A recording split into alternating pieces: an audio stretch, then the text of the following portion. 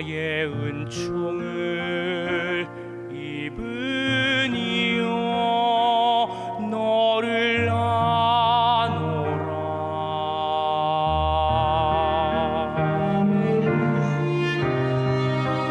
너의 이름을 내가 아노라. 나의 사랑을 아느니여 함께 가노라. 내가 친히 함께 가노라.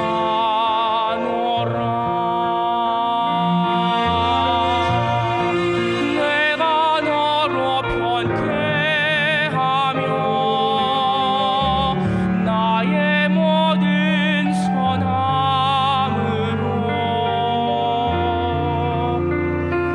너의 앞을 지나며 나의 이름으로 너를 지키리라. 나의 은총을 입으니여 나의 사랑을 아느니여 내가 너를 축복하노라.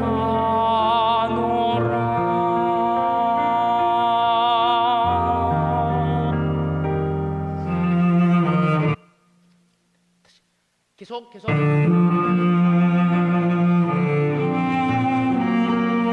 강하고 담대하라. 너는 내가 그들의 조상에게 맹세하여 그들에게 주리라 한 땅을 이 백성에게 차지하게 하리라. 내가 내게 명령한 것이 아니냐. 강하고 담대하라. 두려워하지 말며 놀라지 말라. 내가 어디로 가든지 내 하나님 여호와 너와 함께 하느니라 하시니라.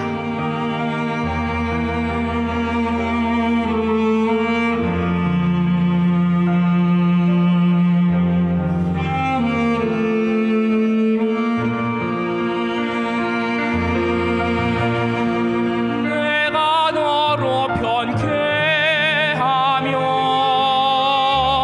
나의 모든 선함으로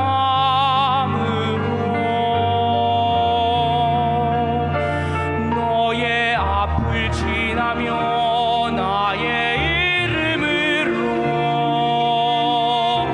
너를 지키리라. 나의 은총을 입으니여 나의 사랑을 아느니여 내가 너를 축복하노라.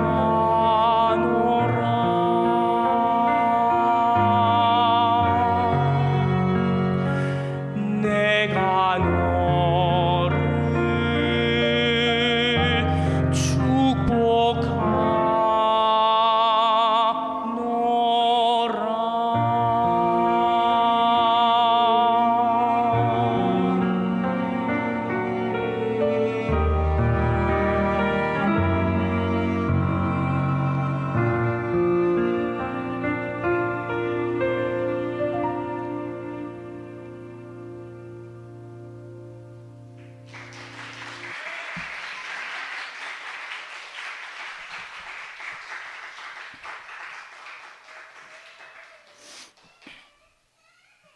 할렐루야. 할렐루야.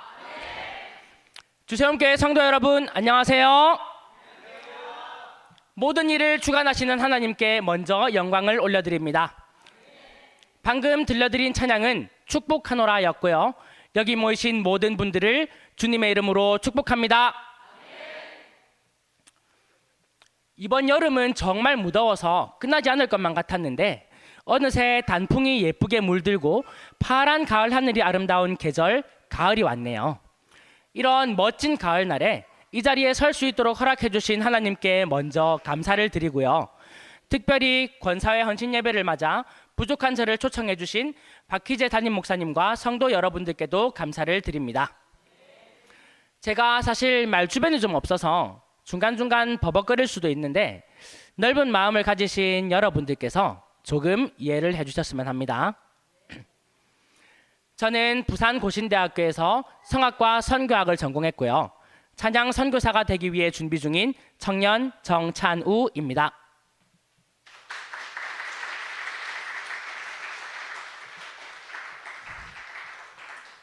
네, 감사합니다.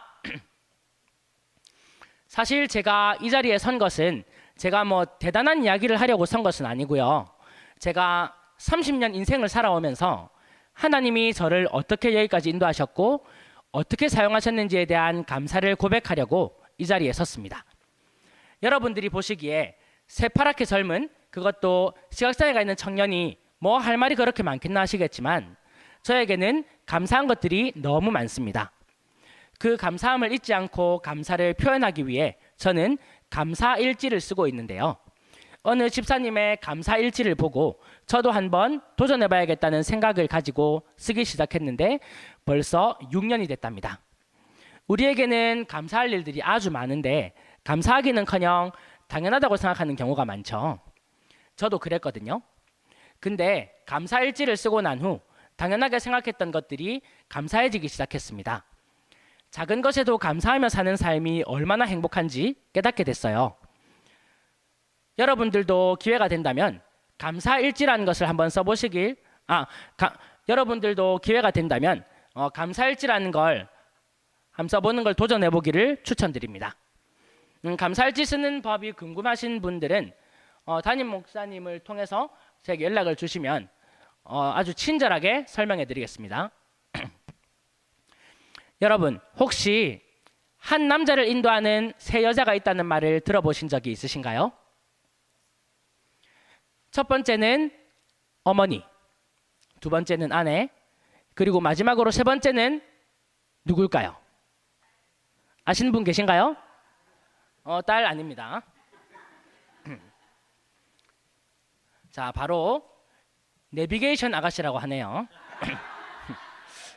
길 안내해주는 내비게이션 다들 아시죠?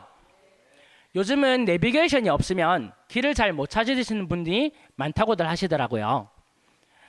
이렇듯 우리에게는 길을 안내해주는 누군가가 필요합니다. 그런데 우리가 다니는 길도 중요하지만 우리 믿음의 사람들에게 있어서 더 중요한 길은 무엇일까요? 바로 하나님께 나아가는 천국으로 가는 길입니다. 믿으십니까?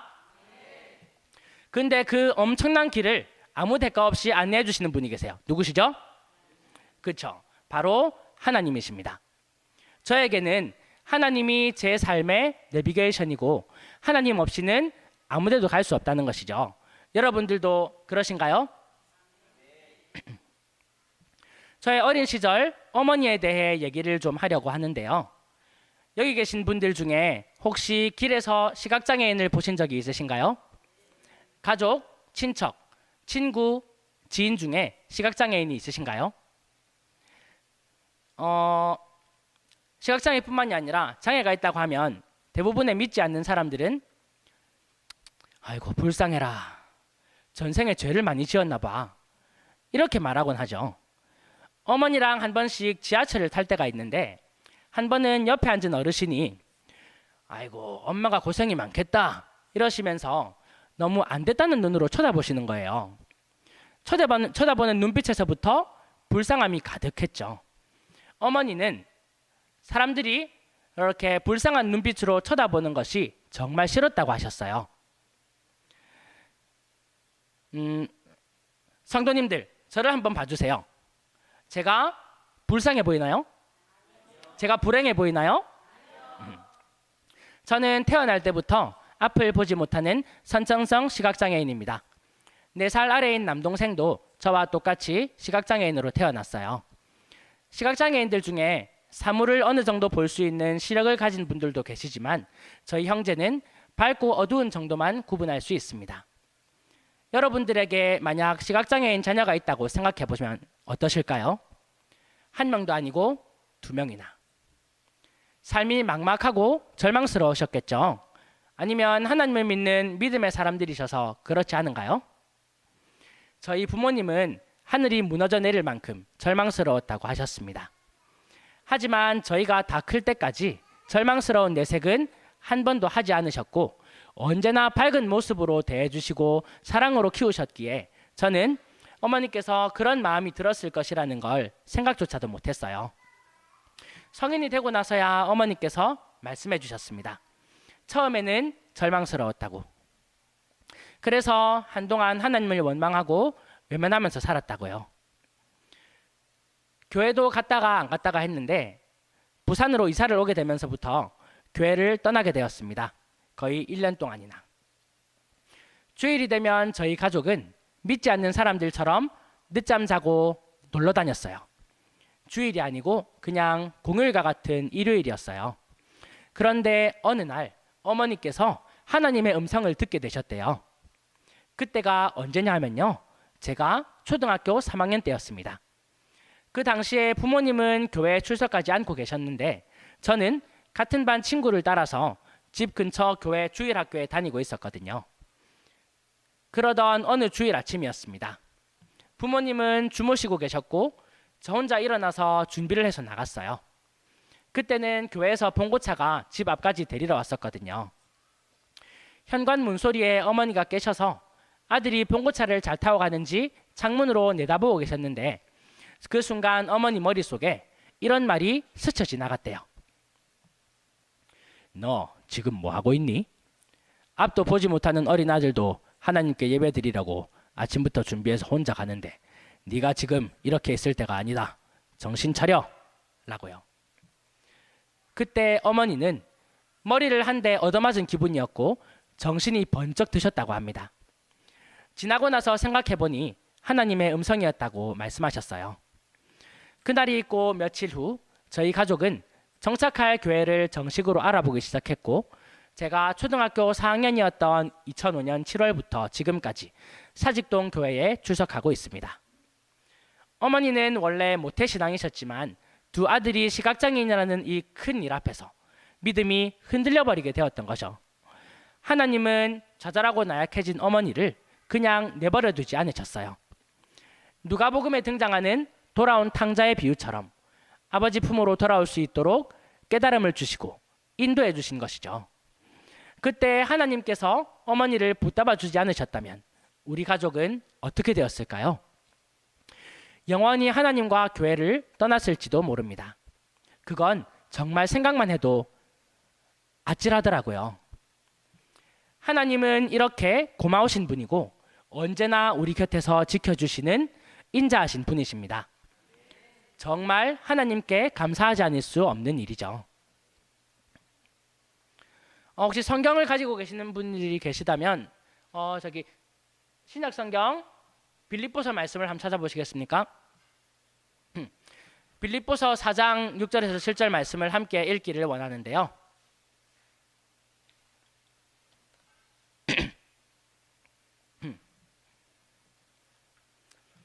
네, 함께 합독해 볼까요? 시작. 아무것도 염려하지 말고 다만 모든 일에 기도와 간구로 너희 구할 것을 감사함으로 하나님께 아뢰라. 그리하면 모든 지각에 뛰어난 하나님의 평강이 그리스도 예수 안에서 너희 마음과 생각을 지키시리라. 빌립보서 4장 6, 7절 말씀. 아멘. 제가 이 말씀을 여러분들과 함께 읽은 이유가 있습니다. 이 말씀이 저희 집 성구 가훈이기 때문인데요. 부모님은 이 말씀을 붙들고 그동안 하나님을 원망하고 외면한 죄를 회개하셨고 하나님께서 모든 사람들에게 감당할 만큼의 시련과 고통을 주신다는 것을 깨달았다고 하셨습니다. 그리고 하나님의 뜻이 있다는 것을 믿고 언제나 기도로 저희들을 키우셨고 모든 일에 긍정적이셨어요. 덕분에 저도 매사에 긍정적인 사고방식을 갖게 되었습니다.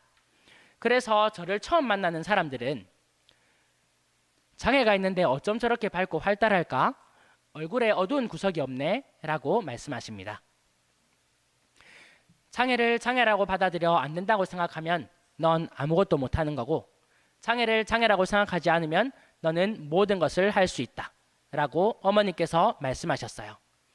그 말씀은 저에게 자신감을 심어주었고 장애가 있어도 뭐든 열심히 노력하면 이룰 수 있다는 희망의 메시지로 제 마음에 자리 잡게 되었습니다. 그래서 저는 오히려 선천성 시각장애인으로 태어난 것을 감사했습니다. 만약 제가 중도 실명으로 인해 앞을 보지 못했다면 좌절과 절망으로 제 꿈을 포기한 채 일어설 수 없었을지도 모르니까요. 그리고 만약 제가 비장애인이었다면 하나님을 모른 채 방탕한 삶을 살았을 수도 있으니까요. 저는 앞을 볼 수 없으니까 궁금한 것이 정말 많았고 호기심도 많았어요. 어릴 때도 그랬고 지금도 마찬가지고요. 그래서 어릴 때 질문을 정말 많이 했는데 그때마다 어머니는 자세하게 설명해 주시곤 했습니다. 이모들이 옆에서 너가 엄마 입 아프겠다고 하실 정도였죠. 지금으로부터 20년 전 초등학교 3학년이었던 제가 영어에 관심이 좀 있어서 부모님께 학원에 다니고 싶다고 했었습니다. 그 당시에 제가 영어 학원을 다녔을까요? 못 다녔을까요? 네, 다녔습니다. 다녔으니까 여러분들께 물어봤겠죠. 서울에서는 20년 전에 명학교 학생들이 영어 학원에 다녔을지도 모르지만 부산에서는 그 당시 명학교에 다니는 학생들 중에 영어 학원에 다니는 학생들은 아무도 없었습니다. 시각장애인들은 점자로 제작된 교재를 사용해야 하는데 일반 학원에는 그런 점자책들이 없었기 때문이죠. 그리고 영어 학원 측에서도 시각장애가 있다고 하면 꺼려 하더라고요. 어떻게 가르칠지 모르니까 당황스러웠겠죠. 한 5, 6군데 학원을 알아봤는데 다들 안 된다고 거절했습니다. 그러다가 한 학원에서 교재만 있으면 가능하다고 한 거예요. 지금 생각하면 그 학원 원장님께 정말 감사드리고 싶어요. 그런데 문제는 점자 교재를 어떻게 구할 것인가 하는 것이었죠. 저 혼자 1대1 수업이 아니라 다른 학생들과 같이 그룹으로 수업을 해야 했기 때문에 다른 학생들이 쓰는 교재를 점자로 만들어야 하는 것이었습니다. 점자 교재를 만들려면 일반 교재를 우선 서울에 있는 시각장애인 복지관이나 점자 도서관에 보내서 제작해야 하는데 시간이 엄청 걸리거든요. 그러니까 진도도 안 맞고 난감한 상황이 된 거예요. 받아준다는 학원은 찾았는데 교재가 없어서 못 다닐 상황이 된 거죠. 제가 어떻게 영어 학원을 다닐 수 있었을까요? 제가 학원에 다닐 수 있도록 비장애인 학생들이 사용하는 영어 교재들을 점자책으로 만들어 주신 분이 계셨는데 바로 어머니십니다. 어머니는 제가 5살 때 저희들을 위해 점자를 독학으로 배우셨고요. 학원 교재들과 수많은 동화책들을 점자로 만들어 주셨어요. 점자를 하나하나 찍는다는 게 사실 쉬운 일이 아니거든요. 저희들도 A4 용지 한 장 분량을 찍고 나면 손가락과 팔이 엄청 아파요. 당시에 직장을 다니셨던 어머니는 밤늦게까지 점자책을 만드셨고 제 생일에도 점자로 만든 동화책을 선물로 주시곤 하셨습니다. 그렇게 저는 영어학원을 3년간 다녔습니다. 이러한 어머니의 헌신과 열정과 사랑이 없었더라면 영어학원은 평생 못 다녔을 것 같아요. 저희 어머니 정말 최고시죠?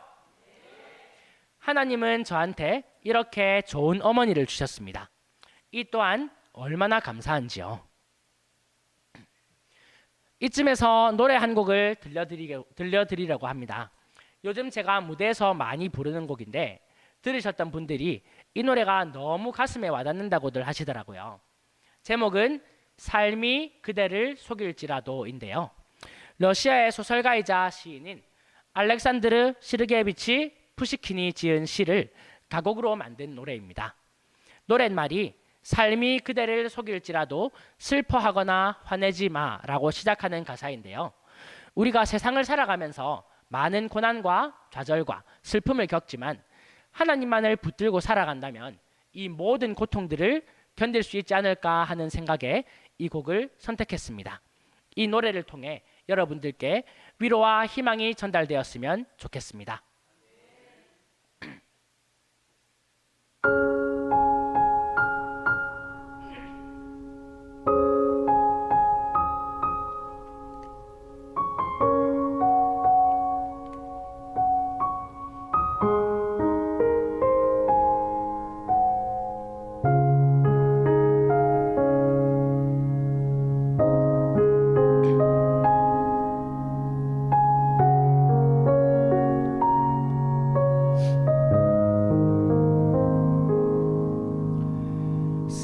삶이 그대를 속일지라도 슬퍼하거나 화내지 마. 슬픈 날들을 참고 견디면 즐거운 날들 오리니. 세상이 그대를 버릴지라도 슬퍼하거나 화내지 마. 힘든 날들을 참고 견디면 기쁨의 날 꼭 올 거야.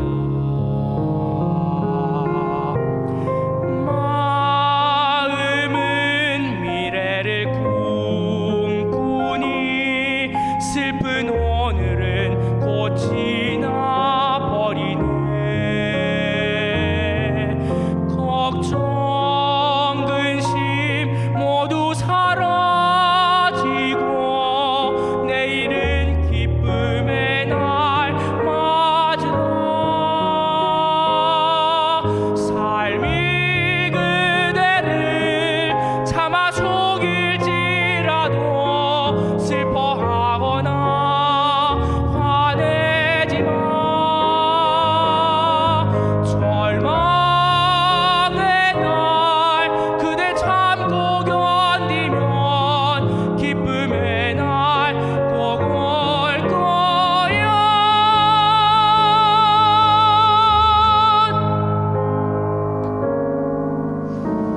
삶이 그대를 속일지라도 슬퍼하거나 화내지 마.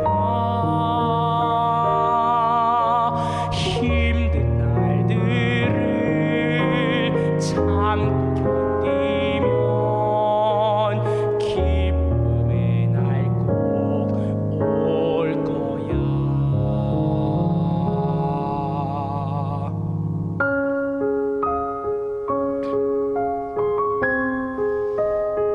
성도 여러분, 아무리 어렵고 힘들고 역경과 고난이 오더라도 하나님만을 바라보면서 꿋꿋하게 이겨내시는 우리 모두가 되기를 주님의 이름으로 축복합니다.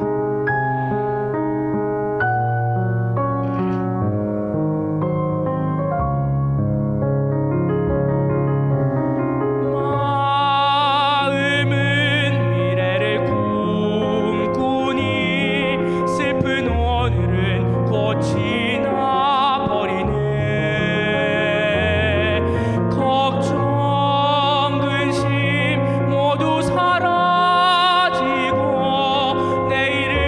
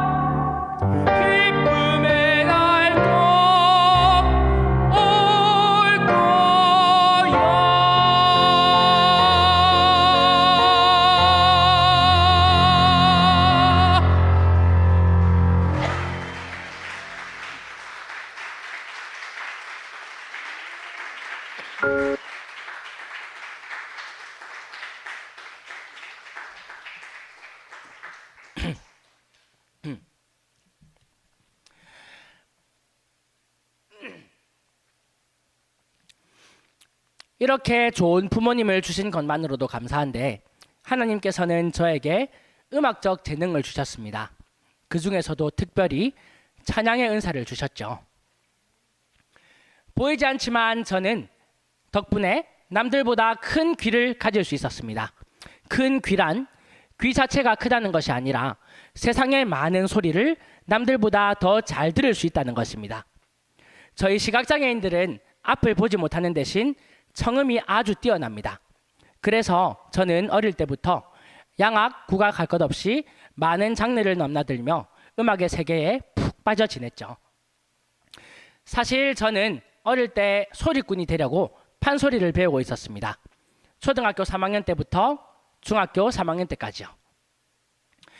그런 제가 성악으로 전공을 바꾸게 되고 찬양 선교의 꿈을 꾸게 된 데에는 특별한 동기가 있었는데요. 바로 중학교 3학년 때 고신대학교 안민 교수님께서 지휘하시는 페로스 합창단의 공연을 보고 나서였죠. 그 전에도 페로스 합창단의 공연을 몇 번 보기는 했었는데 그날따라 제가 섬기고 있는 부산 사직동 교회에서 페로스 합창단의 공연이 있었고 그 공연이 딱 제 머리에 꽂히게 됐습니다. 그때 그 순간에는 찬양 가사는 귀에 들어오지 않았고 화음을 맞춰서 부르는 소리만 들렸는데 합창단이 찬양하는 그 모습이 너무 멋져 보였고 노래도 너무 잘하더라고요. 어떻게 저렇게 합창을 잘할 수 있을까 생각했죠. 그때부터 페로스 합창단에서 하나님을 찬양하는 제 모습을 상상하게 되었고 그럴수록 그 소망이 간절해지더라고요. 나도 페로스 합창단 누나 형들처럼 하나님을 찬양하고 싶다는 생각이 제 마음과 머릿속을 가득 채웠습니다. 그 당시에 저는 소리꾼이 되기 위해서 판소리를 열심히 배우고 있었는데 중학교 졸업하기 바로 전쯤 어머니께서 갑자기 제 진로에 대해 얘기하셨습니다. 참 여기서 한 가지 TMI를 말씀드리자면 지금은 제 이름이 찬우이지만 그때는 재문이었습니다.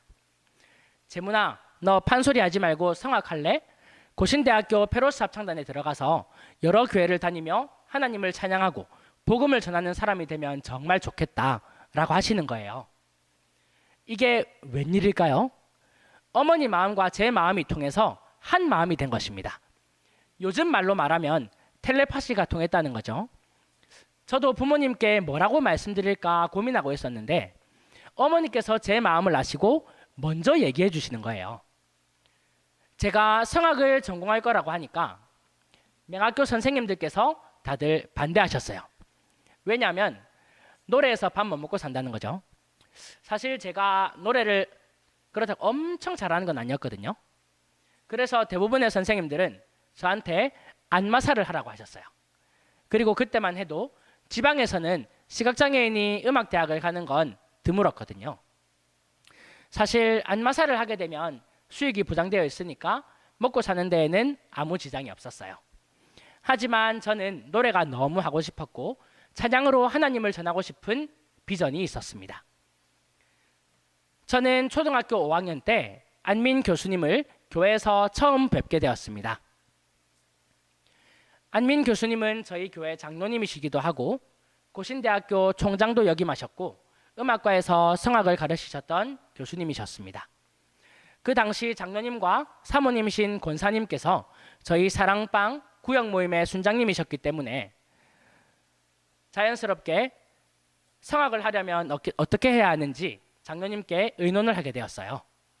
장로님은 저에게 여러 가지 조언을 해주시면서 마지막에 재문아, 그렇게 하고 싶다 말만 하지 말고 기도를 해라. 기도하면 하나님께서 네 길을 인도해 주신다 라고 말씀하시더라고요. 제가 좀 순진한 데가 있어가지고 시키면 시키는 대로 잘하는 스타일이었어요. 그래서 장로님 말씀대로 열심히 기도했습니다. 얼마 후 우연한 기회를 통해 성악 레슨을 해주실 선생님을 만나게 되었습니다. 이 만남이 하나님의 인도하심이었다는 것을 그때는 몰랐고 그냥 운이 좋았다고만 생각했습니다. 그런데 성악이라는 이 장르가 정말 장난이 아니더라고요. 특히 판소리를 하다가 성악으로 바꾸는 게 정말 어려웠습니다. 몇 년 동안 해오던 판소리 발성을 없애기란 쉬운 일이 아니었죠. 그래서 처음에는 내가 괜히 전공을 바꾸었나 하고 잠시 갈등도 생기더라고요. 아직도 완전히 없어진 건 아닌데요. 그렇게 많은 노력과 기도로 준비한 끝에 드디어 2014년 3월 고신대학교 교회음악과에 성악전공 수석으로 입학을 하게 되었습니다. 물론 안민 교수님의 제자가 되었고요. 꿈에 그리던 페로스 합창단의 단원이 되었죠. 기도의 응답은 그뿐만이 아니었습니다. 지금 제 앞에 놓인 이 기계는 한손해라고 하는 시각장애인용 컴퓨터인데요. 저는 항상 이것을 휴대하고 다닙니다. 이 기계는 녹음도 할 수 있고 메모도 가능하고 인터넷까지 되는 우리 시각장애인들에게 없어서는 안 될 정말 최첨단의 기기라고 할 수 있습니다. 고등학생 때까지는 맹학교에서 이걸 대여해 주는데 학교를 졸업하고 나가면 반납을 해야 해요. 그래서 대학 입학을 앞두고 꼭 필요한 기계가 바로 이 한손해였는데 이게 좀 비싼 거라 가지고 저희 부모님께서 많이 부담스러워 하셨거든요.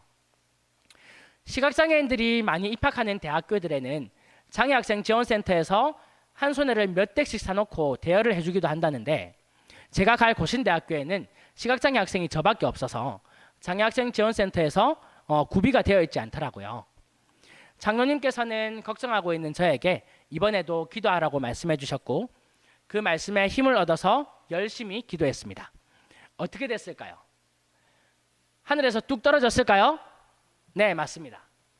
하나님께서 제 기도에 응답해 주셔서 저희 사직동 교회에서 대학 입학 선물로 이걸 사주셨습니다.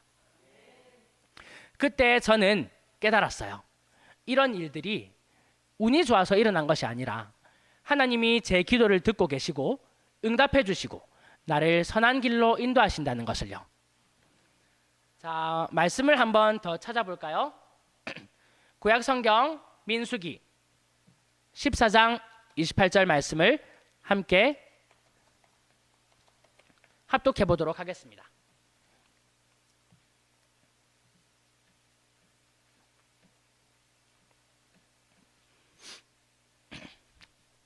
네, 합독합니다. 그들에게 이르기를 여호와의 말씀에 내 삶을 두고 맹세하노라. 너희 말이 내 귀에 들린 대로 내가 너희에게 행하리니. 아멘. 자, 여기서 보면 너희 말이 내 귀에 들린 대로 내가 너희에게 행하리니 라는 말씀이 있잖아요. 진짜 딱 그대로 되더라고요. 그때부터 저는 하나님이 나의 기도를 듣고 계시는구나 라고 믿게 되었습니다. 이렇게 기도의 응답들을 받고 보니 기도가 너무 중요하다는 것을 깨달았어요. 그래서 저는 틈틈이 기도에 관한 가사를 쓰기 시작했고 작년에 어느 목사님께 그 가사를 보내면서 곡을 좀 만들어 달라고 부탁드렸습니다.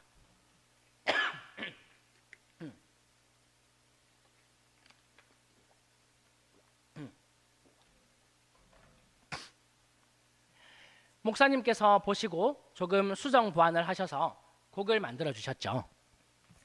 목사님과 제가 공동으로 작사하고 작곡은 그 목사님께서 하셨습니다. 그래서 올해 1월에 음원으로 나왔어요. 찬양식탁이라는 유튜브 채널을 검색하시면 들어보실 수 있습니다. 좋아요와 구독 부탁드리고 이 찬양이 많은 기독교인들에게 불려질 수 있도록 힘써 주실 것을 부탁드리면서 그 따끈따끈한 신곡 찬양을 여러분들께 들려드리도록 하겠습니다. 제목은 기도의 사람입니다.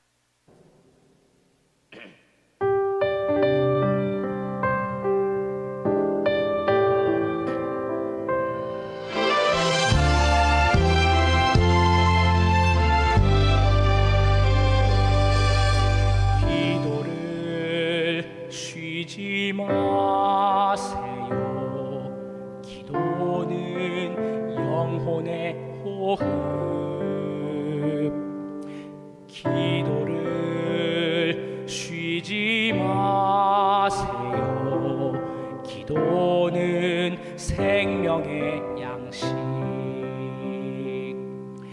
기도를 쉬지 마세요. 기도는 믿음의 걸음. 기도를 쉬지 마세요. 기도는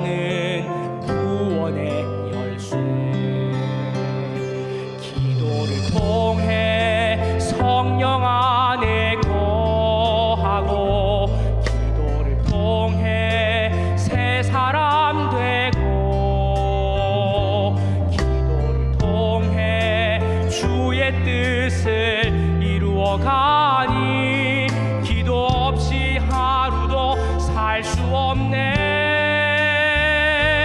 기도를 쉬는 죄를 범하지 않으리. 기도는 축복의 선물. 기도를 쉬는 죄를 범하지 않으리. 기도는 사랑의 열매.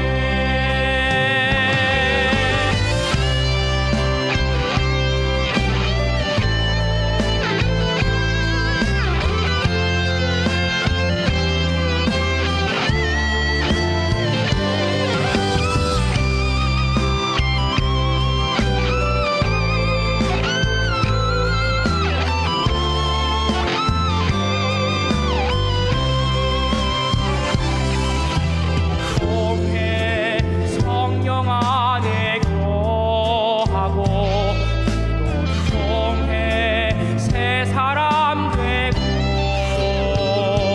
기도를 통해 주의 뜻을 이루어가니 기도 없이 하루도 살 수 없네. 기도를 쉬는 죄를 범하지 않으리. 기도는 축복의 선물. 기도를 쉬는 죄를 범하지 않으리. 기도는 사랑의 열매.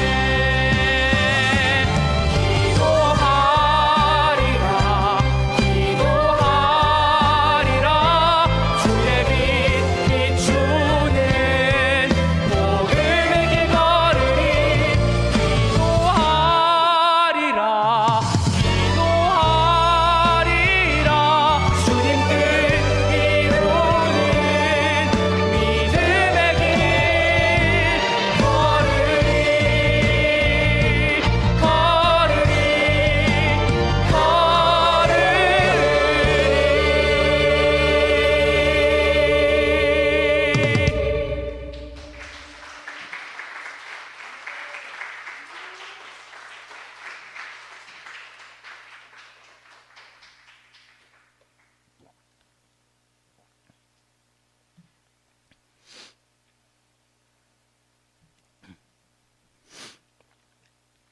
그렇게 많은 노력과 기도로 감격스럽게 시작한 대학 생활이 제가 꿈에 그리던 대학 생활이 아니었습니다.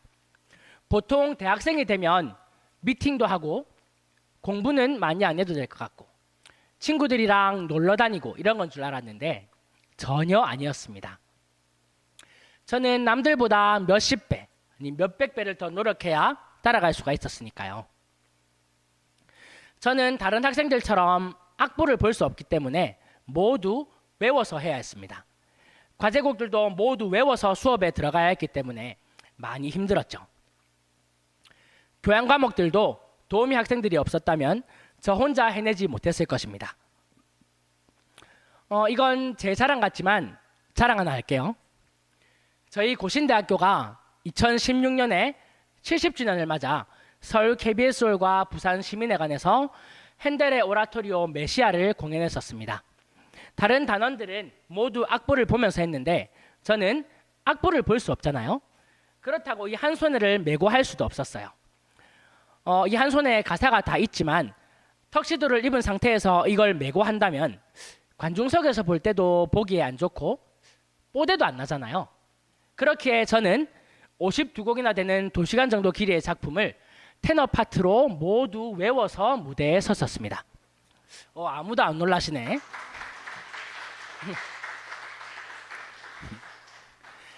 다른 단원들이랑 똑같은 모습으로 보이기 위해 빈 악보 껍데기를 들고요. 그때 교수님과 단원들은 다들 대단하다고 하셨고 저도 제가 조금 대견스럽기도 했어요. 하지만 이 대곡을 외울 수 있었던 암기력이 제가 잘나서가 아니라 하나님께서 저에게 허락해 주신 능력인 거죠. 참, 이 얘기를 하자면 또 빠질 수 없는 에피소드가 있는데요. 합창을 하려면 지휘자의 지휘를 봐야 하는데, 자, 시각장애인이 지혜를 볼 수 있을까요? 없을까요? 그렇죠? 저는 지혜를 볼 수가 없어서 연습 때 실수를 정말 많이 했었습니다. 어느 날 합창 수업 시간에 제가 끝부분의 박자를 다른 학생들보다 좀 길게 뺐습니다. 6박자인데 7, 8박자로 말이죠. 자, 예를 한번 들어보겠습니다.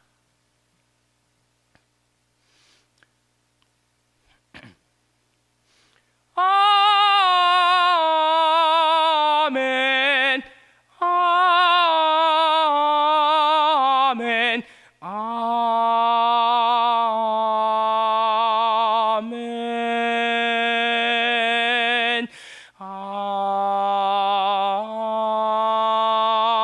아멘. 이렇게 딱 끊어야 되는데 저 혼자 맨. 자, 이렇게 하면은 제 소리가 튀겠죠? 저희 안민 교수님께서는 제가 장애가 있다고 해서 그런 것을 봐주시는 분이 아니셨습니다. 도리어 다른 학생들에게보다 더 호되게 호통을 치셨죠. 재문이 이놈의 새끼 정신 안 차리나? 쌤 지휘 똑바로 안 보나? 그럴 때면 다른 단원들은 어리둥절해했습니다. 아니, 교수님은 시각장애 학생에게 좀 심하신 거 아닌가? 하고요. 여러분이 만약 장애가 있는데 누군가에게 이런 꾸지람을 들었다면 어떠시겠어요? 화가 날 수도 있겠고 속상할 수도 있겠죠. 하지만 저는 오히려 그런 교수님께 감사했습니다. 교수님께서는 니는 내 지위가 안 보이제? 영의 눈으로 닌 볼 수 없는 대신에 하나님이 예민한 귀를 주셨으니까 옆에 친구들이 언제 숨을 쉬는지, 노래가 언제 끊어지는지 그 호흡과 공기의 흐름도 잘 느끼고 들으면서 집중해. 너는 귀로 봐. 이렇게 따끔하게 말씀하시더라고요. 제가 장애가 있어서 틀려도 대충 넘기고 호된 꾸지람이 없었더라면 저는 지금처럼 성장하지 못했을지도 모릅니다. 교수님께서 저를 장애인이라고 특별하게 봐주지 않으시고 비장애인 학생들과 똑같이 대해주신 것이 제게는 큰 힘과 희망이 되었습니다. 그때부터 저는 옆 사람들의 숨소리, 호흡소리를 들으면서 화음을 맞추어 갔고 그때 교수님의 그 호된 꾸지람이 현재 합창단과 교회 찬양대 활동을 하면서도 많은 도움이 되고 있습니다. 그리고 제가 대학원생이 했던 2019년에 저희 페로스 합창단이 이태리로 연주 여행을 다녀왔는데 그때 저의 1:1 이동 파트너가 바로 이곳 주세움교회 이지은 집사님이셨습니다. 그 당시 집사님께서는 학부 3학년으로 들어오신 편입생이셨는데요. 학교 생활에 적응하는 것도 힘드셨을 텐데 만날 때마다 반갑게 인사해 주셨고 합창단 공연을 다닐 때마다 이동과 식사 시간에 항상 옆에서 저를 도와주셨습니다. 그 인연으로 학교 채플에서 함께 특송도 했었고 지금까지도 서로 연락을 주고받으며 지내다 보니 오늘의 이 자리에도 서게 됐습니다. 이렇게 좋은 동료들과 선후배, 교수님들이 저를 도와주지 않았다면 저의 대학 및 대학원 생활은 불가능했을 것입니다. 이 모든 것들 또한 하나님의 인도하심이 있었기 때문이죠.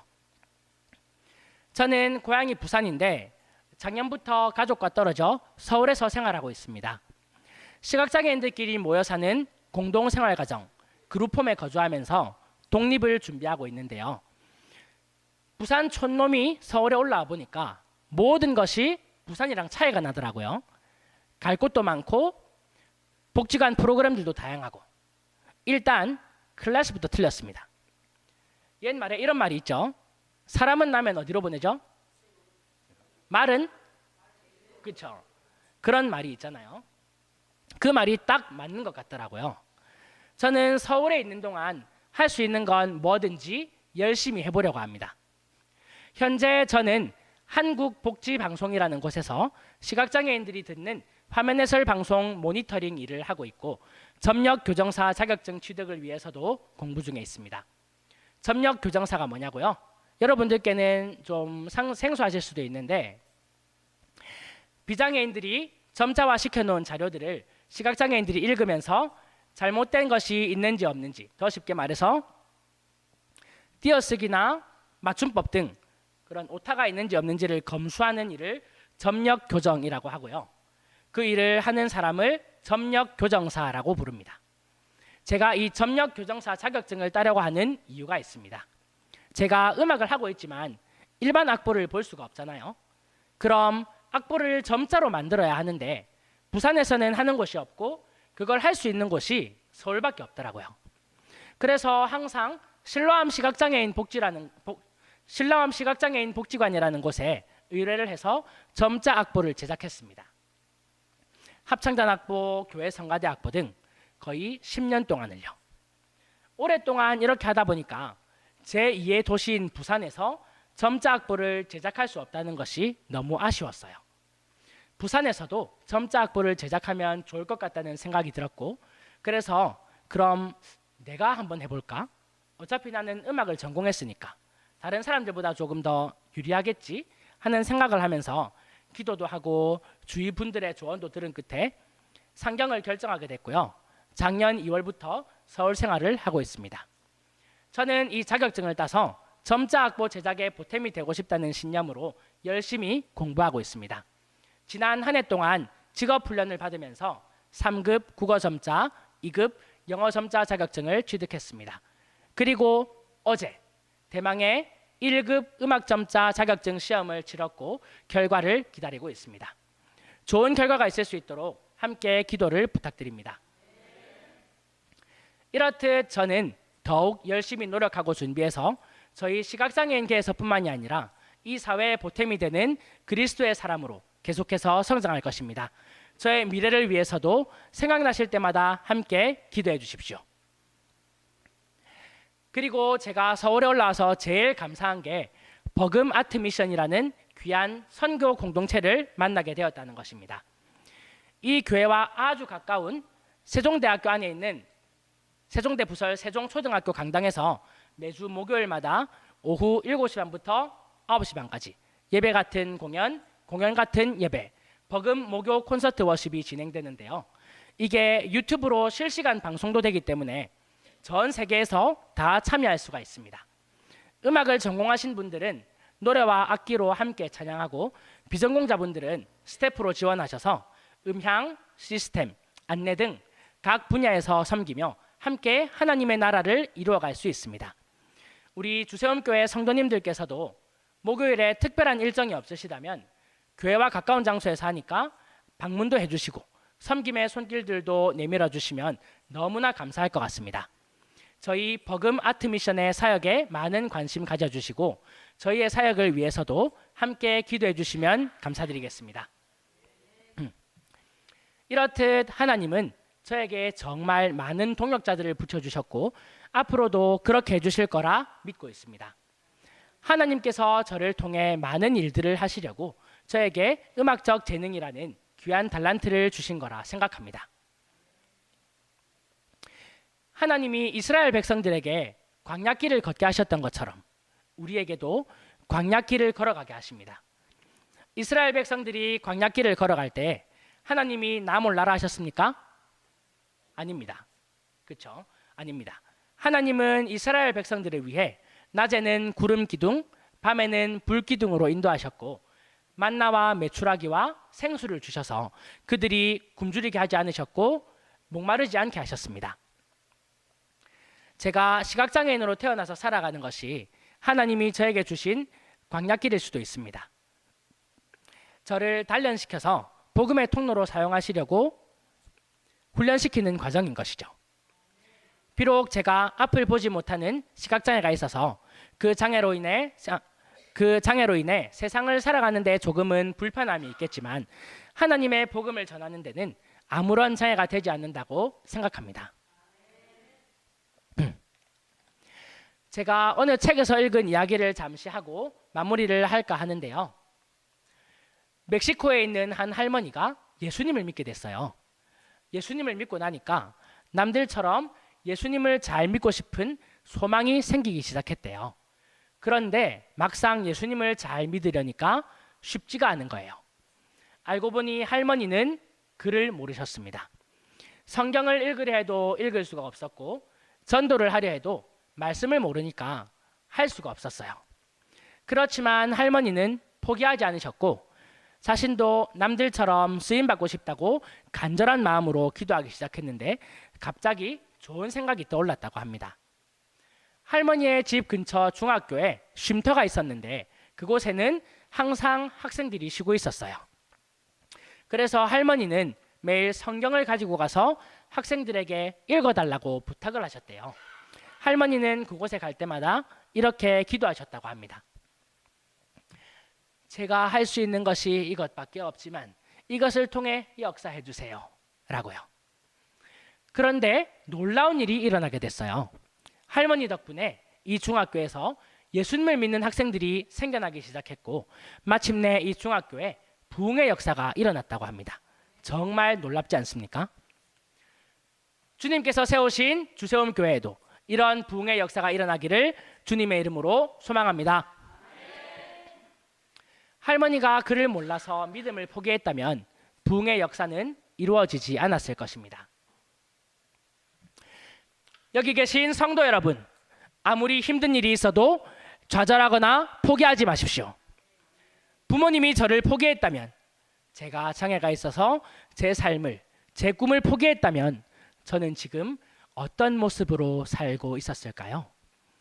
제가 포기하지 않고 여기까지 올 수 있었던 것은 모두 하나님의 인도하심이 있었기 때문입니다. 앞으로의 제 삶이 그리스도의 향기를 나타내고 찬양으로 복음을 전하는 삶이 되길 우리 성도님들께서도 함께 응원해 주시고 기도해 주시기를 부탁드립니다. 마지막 찬양으로 은혜 들려드리겠습니다. 혹시나 앵콜을 하시면 하나 더 할 수도 있습니다.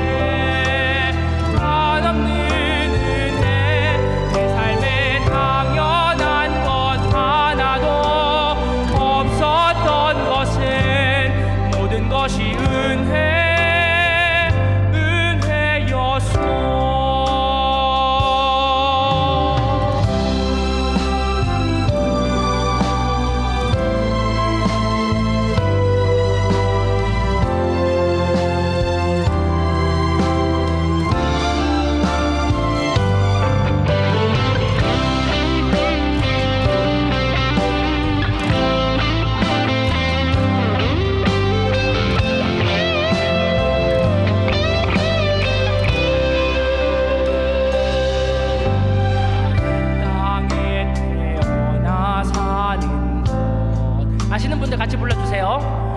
어린아이 시절과 지금까지 숨을 쉬며 살며 꿈을 꾸는 삶 당연한 것 아니라 은혜였소. 아멘. 내가 하나님의 자녀로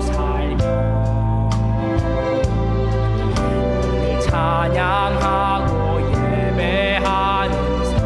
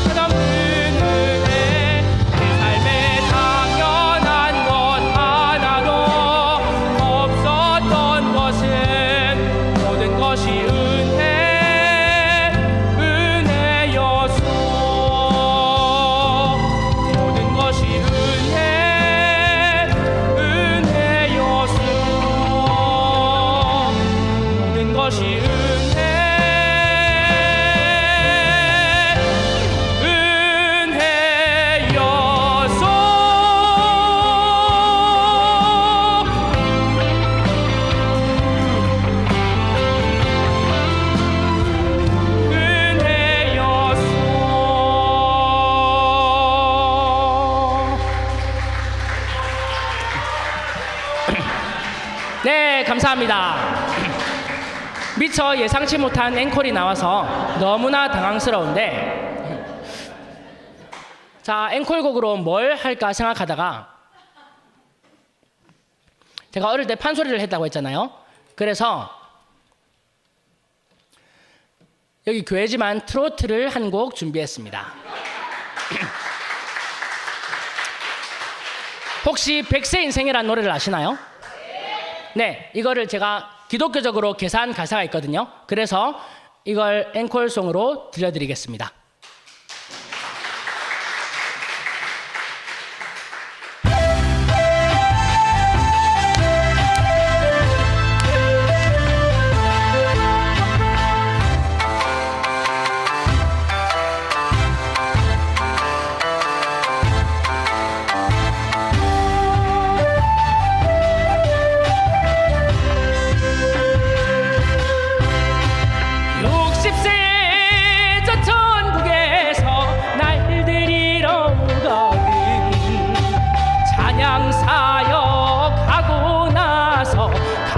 다고 전해라.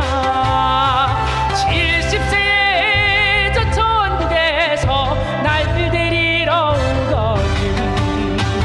영혼 구원하고 난 후에 가겠다고 전해라. 80세에 저 천국에서 날 데리러 오거든. 이웃 사랑 실천한 후에 가겠다고 전해라. 90세에 저 천국에서 날 데리러 오거든. 가정 구원하고 난 후에 가겠다고 전해라. 100세에 저 천국에서 날 데리러 오거든. 좋은 날 좋은 시에 간다고 전해라. 아리랑 아리랑 아라리요. 아리랑 고개를 또 넘어간다.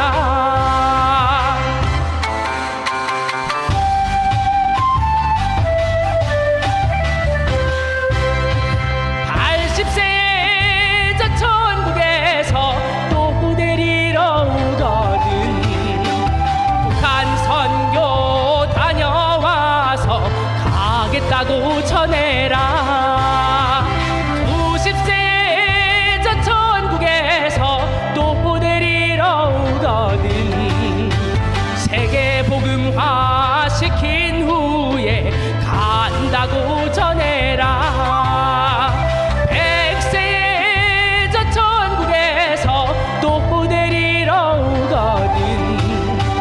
주님께서 부르실 나를 찾고 있다 전해라. 150에 저 천국에서 또 데리러 오거든. 나는 이미 주님 품에 안겨있다 전해라. 아리랑 아리랑 아라리요. 우리 모두 예수 안에 살아가요.